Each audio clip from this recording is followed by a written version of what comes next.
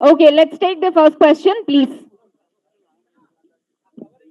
బ్రహ్మాజీ గారు ఇక్కడ first of all congratulation మీకు.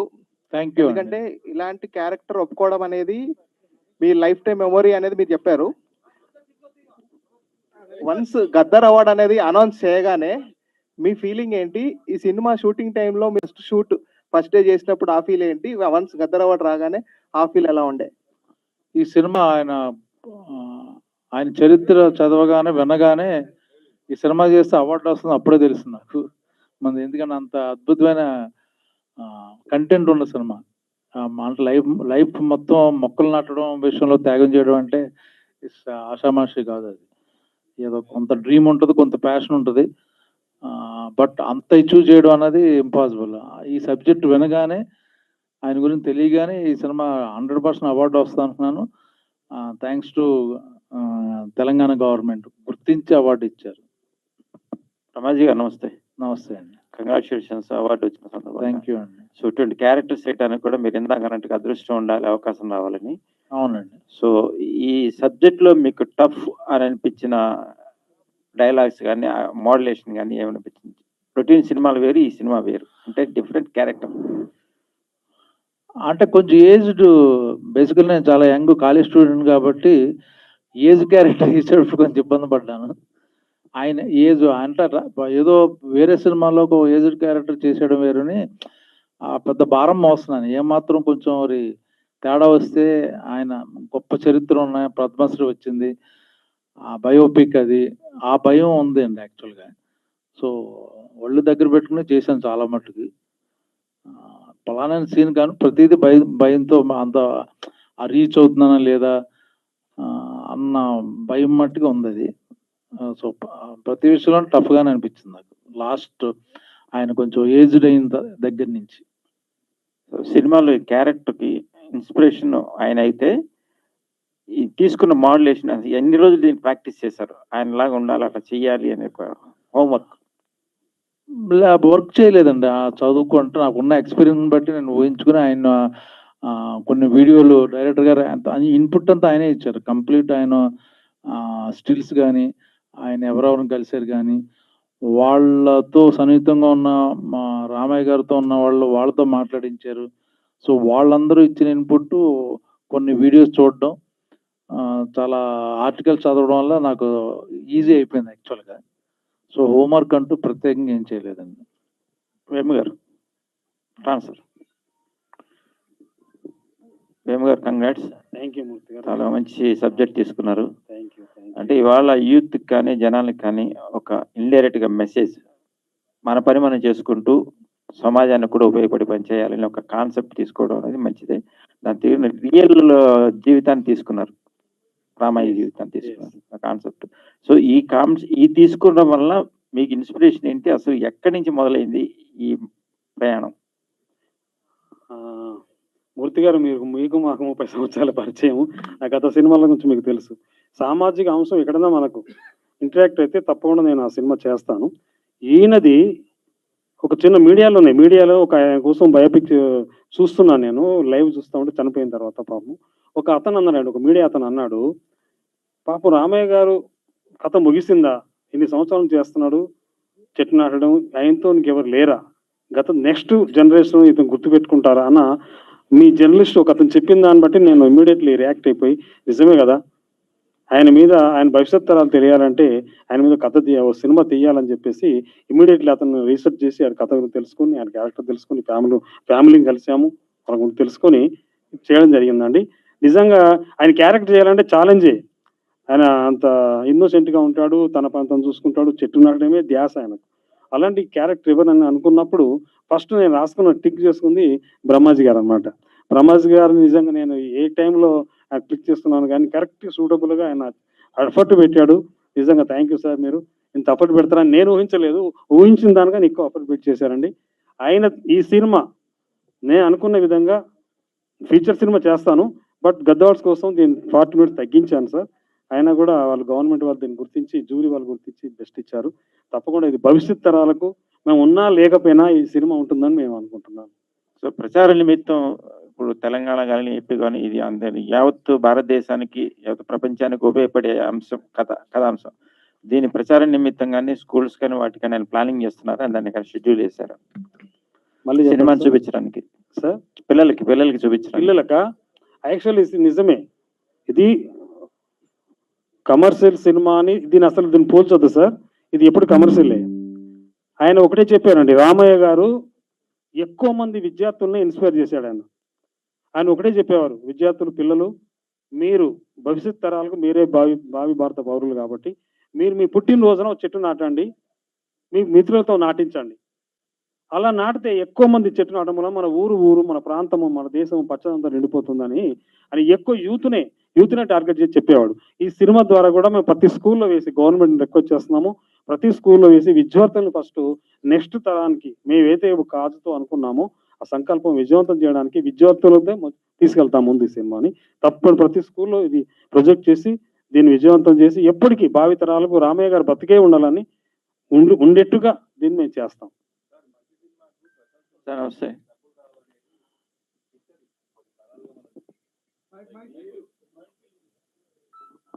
ఈ మూవీ పరంగా మీరు ఎంత ఖర్చు పెట్టారు, మీరు ఎంత సేఫ్ లో ఉన్నారు, ఏంటి మీకు ఏమైనా రిటర్న్ వచ్చిందా? మా కష్టానికి ఫలితం నెట్ఫ్లిక్స్ వాళ్ళు ఒక 30 crores ఆఫర్ ఇచ్చారండి. పోటీ పడుతున్నారు ఓటీటీ వాళ్ళందరూ. శాటిలైట్ కానీ నైజాం కూడా మైత్రి కానీ వీళ్ళందరూ సితారా వాళ్ళు మేము కొంటాం అని. దీనికి బడ్జెట్ అంటూ ఏం లేదు సార్. అందరూ హార్డ్ వర్క్, అందరూ ఫ్రీగా. ఈవెన్ భోజనాలు కూడా మేము స్కూల్లో చేసేవాళ్ళం. అక్కడ గవర్నమెంట్ స్కూల్లో షూటింగ్ చేస్తుంటే వాళ్ళు మాకు మధ్యాహ్నం భోజనం పెట్టేవారు. మా ప్రొడ్యూసర్గా స్పెండ్ చేశారు పోస్ట్ ప్రొడక్షన్ కానీ. మేము ఆర్టిస్టులు తీసుకోవాలి, మిగతా అన్నిటికి ఖర్చు అవుద్ది. బట్ బడ్జెట్ గురించి అడిగే సినిమా కాదు ఇది. It's not a commercial movie కాదు కదా, అందుకని. మేడం డెఫినెట్గా వస్తారండి అందరూ, చేయొచ్చండి. అందరూ అనుకుని మాట అనుకుంటే యాక్చువల్గా ఇలాంటి సినిమాలకి ఆర్టిస్టులు దొరకాలి.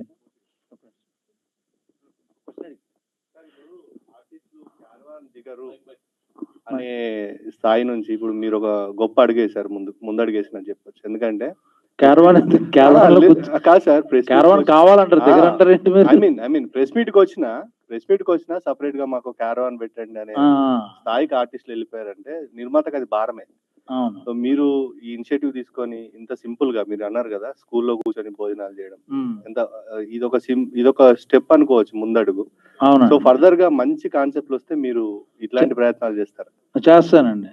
డెఫినెట్ గా ఫ్రీగా కూడా చేస్తా. మేడం సో యంగ్లో ఓల్డ్ మిడిల్ మూడు క్యారెక్టర్లు కనిపించినాయి. సో దీనికి మీ తీసుకున్న ఇన్స్పిరేషన్ ఏంటి? అసలు ఎట్లా ట్రైనింగ్ అయినారు? డైరెక్ట్ చెప్పిన క్యారెక్టర్ని ఎలా మీలో బైహెడ్ చేసుకున్నారు? అసలు ఈ సబ్జెక్టు చేస్తే మీకు కమర్షియల్ గా కానీ లేకపోతే లుక్ ఎలా ఉంటుంది అనుకున్నారు పబ్లిక్ లో? అంటే డైరెక్టర్ గారు చెప్పారు, నేను ఇంత ఓల్డ్ ఎప్పుడు చేయలేదు, కాకపోతే యంగ్ టు ఓల్డ్ ఉంది కాబట్టి ఓన్లీ ఓల్డ్ అయితే చేయకపోయేదేమో మరి ఇంత అనేసి, కాకపోతే యంగ్ టు ఓల్డ్ ఉంది కాబట్టి ఇందులో మళ్ళీ ప్రతి ఒక్క ఎమోషన్స్ ఉన్నాయి. అండ్ వనజీవి రామయ్య గురించి తెలుసు కానీ వాళ్ళ వైఫ్ గురించి ఎవరికి తెలియదు. సో తను ఇంకెంత సపోర్టివ్ గా హస్బెండ్ కి అండ్ ఇంట్లో ఉంది అనేసి ప్రతి ఒక్కరికి తెలిసే రోల్ అది. యంగ్ టు ఓల్డ్ కాకుండా తన ఎమోషన్స్ ప్రతి ఒక్కరి లైఫ్ లో ఉండేవి అవి. సో అది ఖచ్చితంగా చేయాలి అనుకున్నాను. ఇది ప్రజలకు ఖచ్చితంగా వెళ్ళాలి, నాకు హెల్ప్ అవుతుందనే అనుకున్నాను. సో అది నా అదృష్టం చేయడం. సార్ ఆ విజన్ లో నన్ను చూడడం జానకమ్మగా అది నా అదృష్టం ఈ మూవీ, అంతే. డైరెక్టర్ గారు, ముందుగా గద్దర్ ఫిలిం అవార్డుకు ఎంపికైనందుకు మీ చిత్ర యూనిట్ అందరికీ శుభాకాంక్షలు. Thank you. ఇప్పుడు ఈ సినిమా నిర్మించే అవకాశం ఉందా? ఫ్యూచర్ లో వేరే లాంగ్వేజ్ లో కూడా ఏమన్నా చేద్దామనే ప్లానింగ్ లో ఉన్నారా? దీని ఉద్దేశం ఏంటి మీ? తప్పకుండా ఉందండి. నేను సార్కు బ్రహ్మా సార్కి ముందే చెప్పాను, సార్ ఫుల్ లెంత్ గా సినిమా చేస్తానని చెప్పాను. అవకాశాలు ఉన్నాయి. ఇప్పుడు సార్ చెప్పిన నెట్ఫ్లిక్స్ వాళ్ళు, అమెజాన్ వాళ్ళు కూడా అడుగుతూ ఉన్నారు చేయమని. ఇంచేతంటే ఇంత బ్యూటిఫుల్ కాన్సెప్ట్ వాళ్ళు చూసారు, ఆల్రెడీ తెలుసుకున్నారు. గద్దర్ అవార్డు వచ్చింది కాబట్టి ఆలోచన ఉంది. నేషనల్ అవార్డుకి పంపిస్తాము సార్. నేషనల్ అవార్డు కూడా మీరు బెస్ట్ ఆర్టిస్ట్ వస్తుంది సార్ మీకు. ఇది మా ముందు ఇప్పుడే చెప్తున్నాను, అప్పుడు మళ్ళీ మాట్లాడుకుందాము. Not only Indian Telugu language ఒకటే కాకుండా హిందీ, మరాఠీలో వనజీ రామయ్య గారు క్లాస్ ఉందండి. మరాఠీలో వనజీ రామయ్య ఒక లెసన్ ఉంది. మరాఠీలో చేస్తున్నాము, తమిళ్లో చేస్తున్నాము, హిందీలో చేస్తున్నాము, అట్లా 6 లాంగ్వేజ్లో చేస్తున్నాము సార్ ఇది. అట్లాగే ఫారిన్ కంట్రీలో చైనాలో చేస్తున్నాము, రష్యా చేస్తాము. అంటే గ్లోబల్ ఇష్యూ ఇది, నాట్ ఓన్లీ ఇండియా వరకు కాదు, గ్లోబల్ ఇష్యూ. అంచేత రష్యా, జపాన్, చైనా లాంగ్వేజ్ చేస్తున్నాం. Okay, music director Ballepalli Mohan గారు, మీరు గతంలో ప్రకృతి మీద కూడా పాట చేశారు, చాలా పాపులర్ అయింది. తర్వాత ఇప్పుడు ఈ సినిమాలో కూడా ప్రకృతికి సంబంధించిన పద్యాలు కానీ పాటలు కానీ రాశారు, పాడారు, మ్యూజిక్ చేశారు, పాడారు. దీనిపైన మీరు ఎలాంటి మెసేజ్ ఇవ్వాలనుకుంటున్నారు ఫ్యూచర్లో? ఈ సినిమా తర్వాత మీ పాటలతోని ఈ సినిమాకు సంబంధించిన సబ్జెక్టుతోని ఎలాంటి నిర్ణయాలు తీసుకోబోతున్నారు? అంటే ఇంతకుముందు ఈ సినిమాలో చెప్పినట్టుగా మొక్క నాటడమే కాదు, దాన్ని సంరక్షించుకోవడానికి వాటిని కాపాడుకోవాలి, తర్వాత కూడా నీళ్లు పోయాలి, ఒక ఫోటోలు దిగడం వరకే కాదు అనేది ఒక మెసేజ్ ఇండైరెక్ట్గా ఇచ్చారు. అంటే దాన్ని కాపాడుకోవాలి, పెట్టిన మొక్కలను కూడా. అలాగే సినిమా తీశారు ఒక మెసేజ్. ఫ్యూచర్లో కూడా మీరు దీనికోసం ప్రతి ఒక్కరు చిత్ర యూనిట్ ఏ నిర్ణయం తీసుకున్నారు, ప్రేక్షకులకు కానీ సమాజానికి కూడా ఏ మెసేజ్ ఇవ్వబోతున్నారు? అంటే గతంలో కూడా నేను శిలా నీవే శిల్పి నీవే శిల్పం నీవే అనే పాట చాలా ఆదరణ పొందింది. అంతకు గతంలో కూడా అనేకమైనటువంటి పాటలు ప్రకృతి మీద చాలా పాటలు చేశాను. అసలు నేను పుట్టిందే ప్రకృతిలో, మాది వ్యవసాయ కుటుంబం. చిన్నప్పటి నుంచి కూడా అంటే ఈ సందర్భంగా చెప్పేది ఏంటంటే, మా అమ్మతో నేను పొలానికి వెళ్తున్నప్పుడు మా అమ్మతో వెళ్ళి మా బాయి పొలం పక్కన ఒక చెట్టు వేసాను. అది తాడి చెట్టు. ఆ చెట్టు పెరిగి పెద్ద అయిపోయిన తర్వాత మా అమ్మ పిలిచి ఫస్ట్ ఆ చెట్టు కళ్ళు నాతో తాపించింది. అంటే చెట్టు చిన్నప్పటి నుంచే చెట్టుతో మమేకమై మనం పెరిగిన సందర్భాలు. కాబట్టి ఇదొక జోనర్. దీన్ని చేస్తూనే కమర్షియల్ కూడా మనం అంటే డైరెక్టర్ గారు యాక్చువల్గా ఈ సినిమాకి ఏం కావాలో అది డైరెక్టర్ గారి దగ్గరుండి నాతో చేయించుకొని వారు అంత అద్భుతంగా ఈ పాటను నాతో చేయించారు, నాతో పాడించారు. నిజంగా వారికి కృతజ్ఞతలు తెలియజేస్తున్నాను. Thank you. బ్రహ్మాజీ గారు,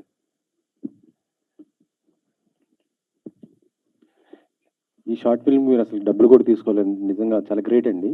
థ్యాంక్ యూ అండి. ఎన్ని మొక్కలు నాటారు సార్ మీరు ఇప్పటి వరకు? నాకు అన్ని చేసిన ప్రతిదీ మొక్కలు నాటించాడు ప్రతిరోజు.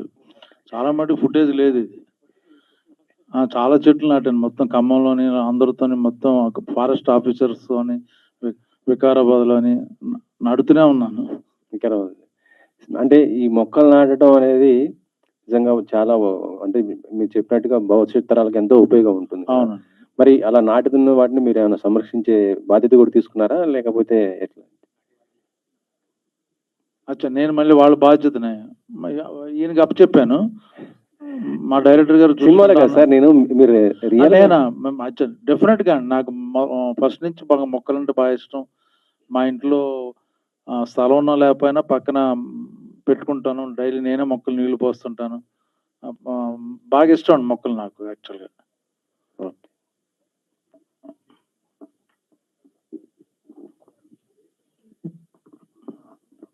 బ్రహ్మాజీ గారు, హలో అండి. హలో అండి. చాలా సీరియస్ గా అంటే ఎంతో సెటిల్డ్ గా కనిపించారు సార్ క్యారెక్టర్ మొత్తంలో.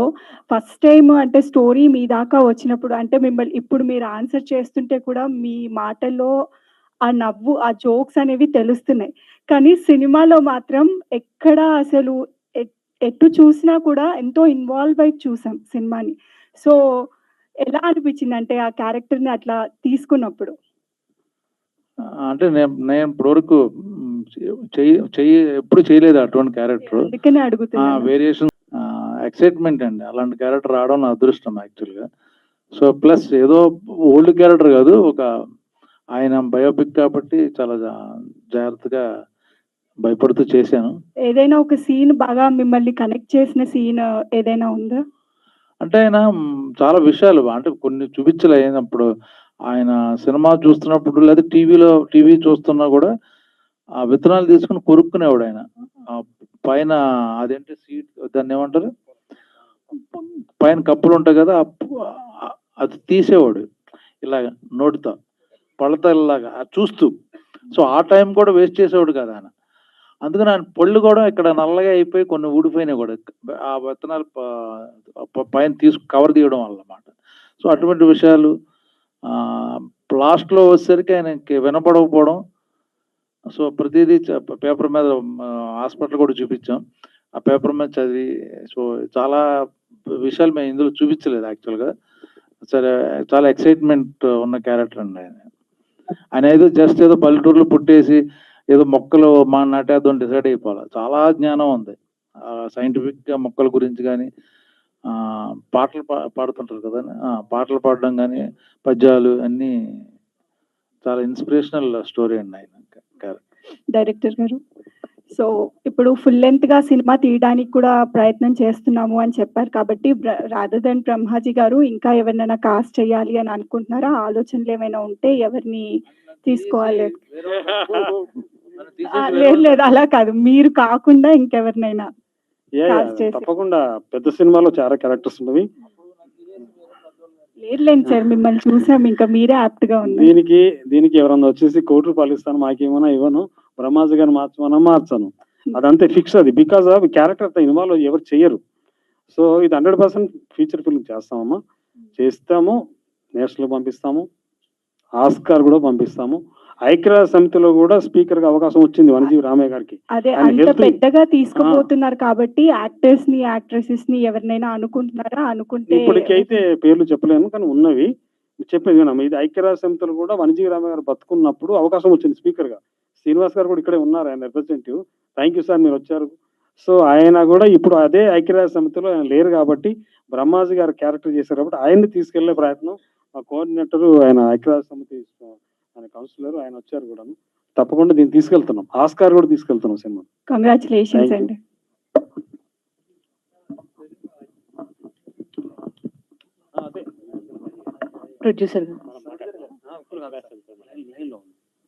ప్రొడ్యూసర్ గారు, ఊరికి కూర్చోండి.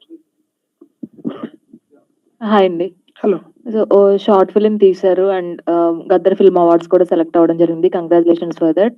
సో బడ్జెట్ అంతా లో బడ్జెట్ లోనే అయిందా? ఎందుకంటే బ్రహ్మాజీ గారిని ఇక్కడే చాలా ఇబ్బంది పెట్టారు స్టేజ్ పైన, అక్కడ ఇంకా ఎంత ఇబ్బంది పెట్టుంటారు అని ఒక ఆలోచన మొదలైంది. సో బడ్జెట్ విషయంలో మా డైరెక్టర్ గారు కానీ, హీరో గారు కానీ, మేడం గారు కానీ ఎవరు కూడా బడ్జెట్ విషయంలో ఇబ్బంది పెట్టలేదండి. సినిమా ఎంత న్యాచురల్ గా ఉందో బడ్జెట్ కూడా అంతే న్యాచురల్ గా ఉంది.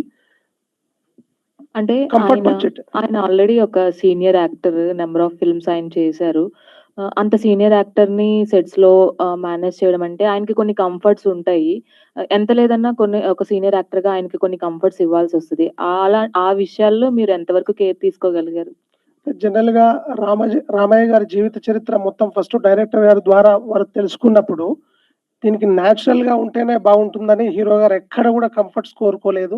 చాలా న్యాచురల్ గా, అంటే నేచర్ తో కనెక్ట్ అయ్యి ఉండడానికి మాత్రమే వారు ప్రయత్నం చేశారు. అద్భుతంగా, వాస్తవానికి మీరు సినిమా చూసుంటారు, ఎక్కడ కూడా అంటే బ్రహ్మాజీ గారు కానీ, నాగరాణి గారు కానీ నటించినట్టు మాత్రం నాకు అనిపించలేదు. ఇద్దరు కూడా జీవించారు పాత్రలలో కూడా. సో నటించడం ఈజీ, జీవించడం కష్టం. వాళ్ళిద్దరు కూడా నిజంగా ఈ సినిమాలో జీవించారు. Once again thank you sir, Brahmaji గారు, నాగరాణి గారు. కంగ్రాచులేషన్స్. బ్రహ్మాజీ గారు,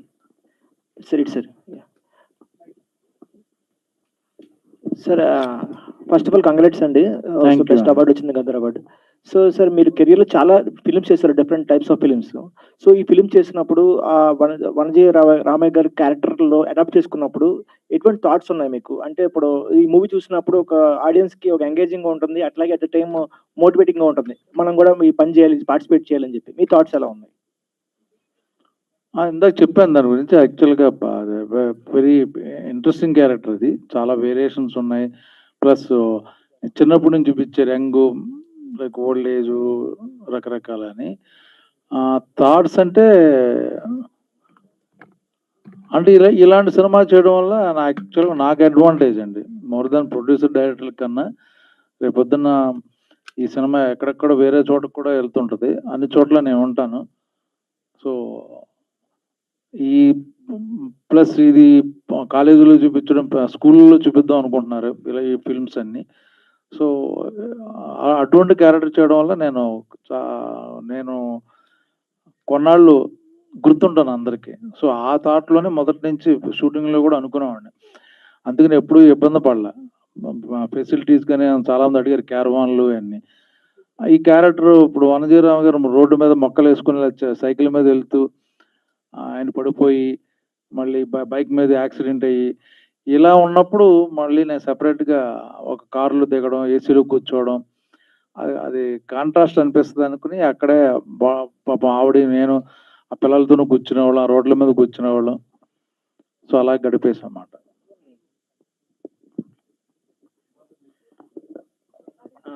ఈ సినిమాతోనా ఎప్పుడు ఇస్తున్నారు?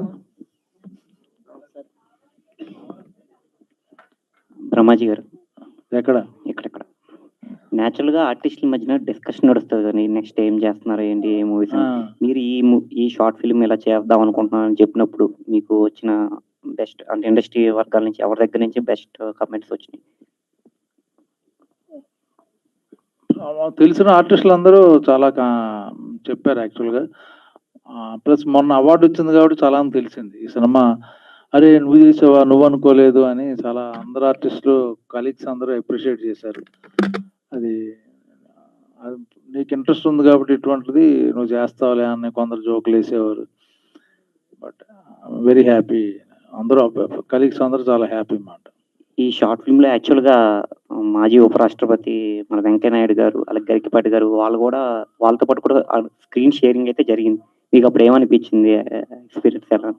అంటే ఈ విధంగానే అట్లీస్ట్ వాళ్ళతో కలవడం జరిగింది ఈ సినిమా షూటింగ్ వలన.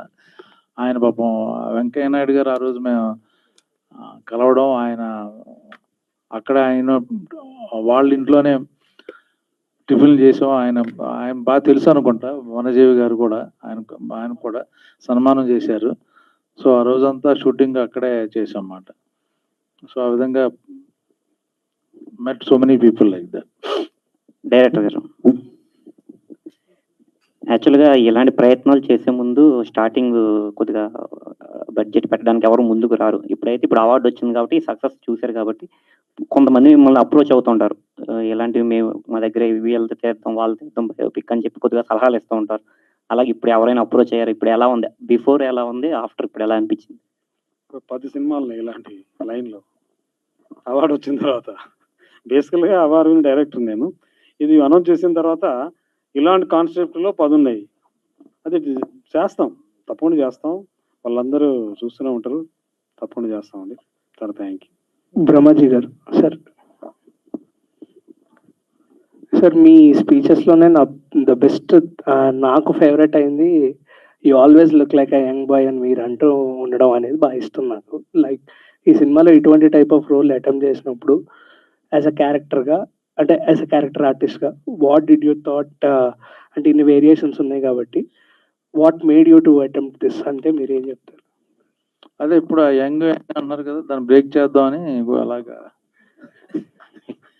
అండ్ టాలీవుడ్ లో ఎవరికైనా ఈ ఒక అంటే ఇప్పుడు ఇది వరకు అవార్డ్ రాకముందు అయితే ఈ రికగ్నిషన్ అనేది ఇంత మంచి చేసినా జనాల్లోకి వెళ్ళలేదు అనిపించింది. బట్ ఇప్పుడు వెళ్ళింది కాబట్టి టాలీవుడ్ లో ద బెస్టింగ్ యాక్టర్స్ చాలా మంది ఉన్నారు. వాళ్ళ దగ్గరికి ఇది మీ ఫేవరెట్ అయిన యాక్టర్ దగ్గరికి ఎవరి దగ్గరికి తీసుకెళ్ళాలనుకుంటున్నారు చూపించడానికి? యాక్చువల్లీ చిరంజీవి గారిని కలుద్దాం అనుకుంటున్నాం. ఆయనతో కూడా ఒక మొక్క నాటించాలి. ఎందుకంటే ఆయన కలిసినట్టున్నారు కదా. వనజీవి రామయ్య గారు కూడా ఆయన కలిశారు, సన్మానం చేశారు ఆయన మన చిరంజీవి గారు. సో ఆ విధంగా ఈ సినిమాని ఆయన ద్వారా ముందుకు తీసుకెళ్ళాలనుకుంటున్నాం. Okay sir, thank you. అంతేగా, థ్యాంక్ యూ అండి. థ్యాంక్ యూ సో మచ్ అండి. Thank you. Once again, congratulations.